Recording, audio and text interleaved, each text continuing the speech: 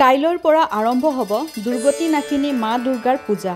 দুৰ্গা পূজা উদযাপনৰ বাবে ইতিমধ্যে ৰাজ্যত মণ্ডপ নিৰ্মাণৰ পৰা আৰম্ভ কৰি প্ৰতিমা নিৰ্মাণৰ কাম সম্পূৰ্ণ হৈছে। বিগত বছৰবোৰৰ দৰে এইবেলিও দৰ্শক তথা ভক্তৰ মন জয় কৰিবলৈ সাজু ৰাষ্ট্ৰীয় পুৰস্কাৰপ্ৰাপ্ত ভাস্কৰ্য শিল্পী নুৰুদ্দিন আহমেদ।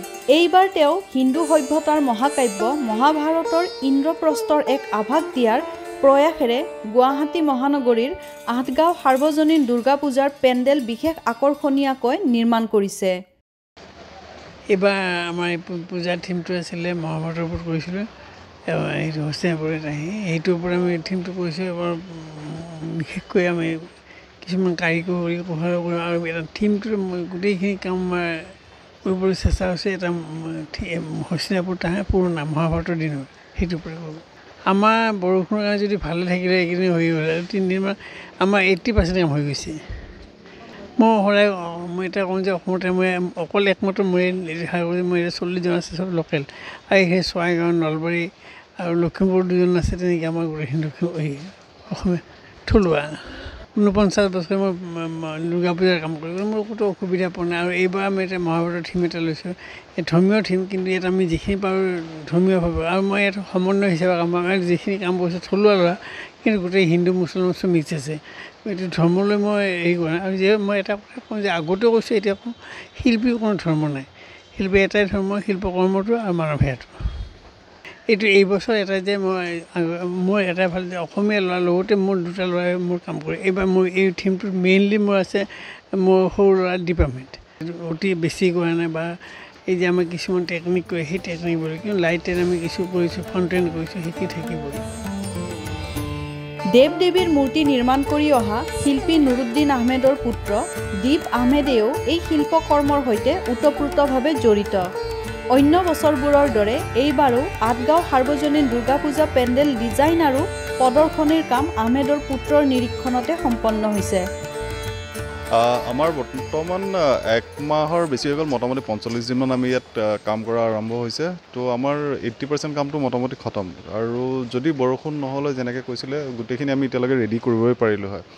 আৰু ইয়াত স্পেচিয়েল কেইটামান বস্তু আমি ৰাখিম বুলি ভাবিছোঁ। অলপমান ফাউণ্টেইনৰ কাম হ'ব আৰু যোনটো লাইটিংটো হয় সেইটো পিৰিয়ডত যেনেকৈ জুইৰ আছিল বা সেনেকুৱা মাছাল ইউজ হৈছিলে, আমি সেনেকুৱা টাইপ লাইট এটা এনভাইৰনমেণ্ট দিবৰ কাৰণে আমি ইয়াত চেষ্টা কৰিম। একচুৱেলি আমি এইটো গোটেই যোনটো আছিলে থিমটো প্ৰথম ডিছকাছ কৰোঁতে তেতিয়া আছিলে যে মহাভাৰতৰ যোনটো মেইন এটা ছাবজেক্ট এটা আছিলে ইন্দ্ৰপ্ৰস্থৰ ওপৰত গোটেইখিনি কৰিছিলোঁ। কাৰণ ইন্দ্ৰপ্ৰস্থ যেতিয়া আমি অলপ ৰিচাৰ্চ কৰিছিলোঁ তেতিয়া দেখা পালোঁ ইন্দ্ৰপ্ৰস্থ ইমান এটা ধুনীয়া আৰ্কিটেকচাৰ আছিলে সেইটো পিৰিয়ডত যে ভগৱান শ্ৰীকৃষ্ণই বিশ্বকৰ্মাক মাতি আনি তেখেতৰ হাতেদি গোটেই মহলটো বনোৱাইছিলে। তো সেইটো একচুৱেলি ইউনিক আছিলে, যিখিনি আমি পঢ়াত গম পাওঁ।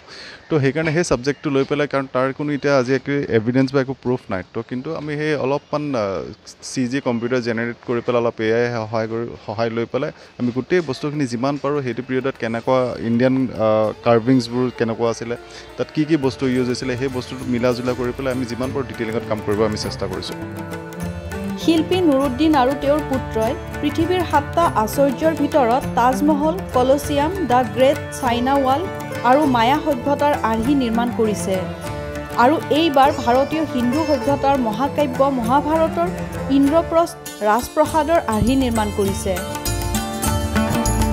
অলপমান কিবা কিবি ৰাখিছোঁ সেইটো এতিয়া অলপমান ছাৰপ্ৰাইজ হিচাপে আছে।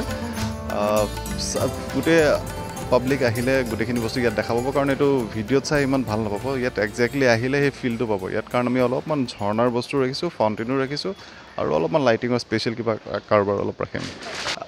তেখেতলোকে সেই পিৰিয়ডটোত গুচি যাব। যদি ইয়াত আহে তেতিয়াহ'লে তেখেতলোকে সেই সময়ত মানুহটো এটা মহলত মানুহ এটা থাকিলে ৰজাৰ লাইফষ্টাইল কি আছিলে গোটেই ফিলটো ইয়াত আহি পেলাই পাব। এইটো একচুৱেলি এটা ইয়াত আহি পেলাই প্ৰেক্টিকেল ফিল লোৱা বস্তু হয়। প্ৰতি বছৰে দৰ্শকক আকৰ্ষিত কৰাৰ বাবে ব্যতিক্ৰমী কিবা এটা কৰাৰ ৮ গাঁও সাৰ্বজনীন দুৰ্গা পূজাখনে বিগত 10টা বৰ্ষতে বিভিন্ন বঁটা লাভ কৰিছে। এই সন্দৰ্ভত পূজা সমিতিৰ সদস্য মায়ংক আনন্দে কয়,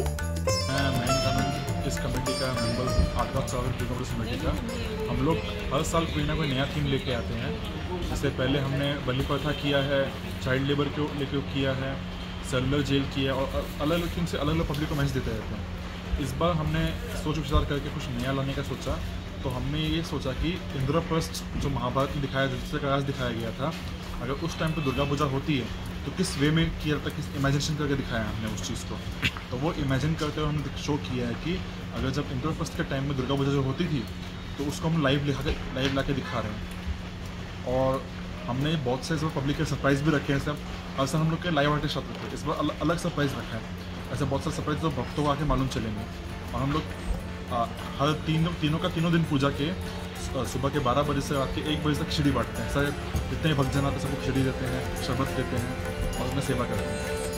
और हमारे वैसे पूरा पूजा का बजट इस बार 3400 lakhs अप्रॉक्स है।